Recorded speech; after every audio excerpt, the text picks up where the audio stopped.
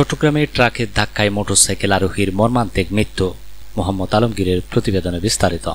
চট্টগ্রামের কর্নেলহাট চেকপোস্টের সামনে এক মর্মান্তিক সড়ক দুর্ঘটনায় ৪৫ বছর বয়সী এক মোটরসাইকেল আরোহী নিহত হয়েছেন। নিহত ব্যক্তির নাম মোহাম্মদ আলাউদ্দিন। প্রত্যক্ষদর্শীরা জানান, বৃহস্পতিবার বিকাল ৩:৫০ দিকে আকবরশাহ থানার কর্নেলহাট চেকপোস্টের সামনে ট্রাফিক পুলিশ মোটরসাইকেল আরোহী মোহাম্মদ আলাউদ্দিনকে থামার সংকেত দেয়। এ সময় ঢাকা থেকে চট্টগ্রামমুখী আসা একটি দ্রুতগামী ট্রাক, যার নং চট্টমেট্রো ট ১১-৬৪৯৯, পেছন থেকে মোটরসাইকেলটিকে সজোরে ধাক্কা দেয়। ট্রাকের ধাক্কায় আলাউদ্দিন ছিটকে পড়েন এবং ঘটনাস্থলে তার মাথা ও শরীরের বিভিন্ন অংশ থেতলে গিয়ে মর্মান্তিক মৃত্যু হয়। গাড়িটা ওই ঢাকা থেকে আসতেছে, তো আমি ওই ১ নম্বরে দাঁড়ায় থাকছি গাড়ি নিয়ে।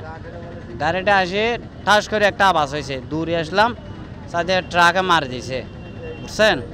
মারে দিয়ে ট্রাকটা চলে গেছে। হ্যাঁ, হুন্ডার নিচে বসা ছিল তো। হ্যাঁ, ও গাড়িটা মনে হয় ও গাড়িটা ওইদিকে চলে গেছে, ওই পারে নিয়ে গেছে। দুর্ঘটনার পর ঘাতক ট্রাক চালক পালানোর চেষ্টা করলে উপস্থিত জনতা ড্রাইভার সহ ট্রাকটিকে আটক করে এবং পুলিশের কাছে সোপর্দ করে।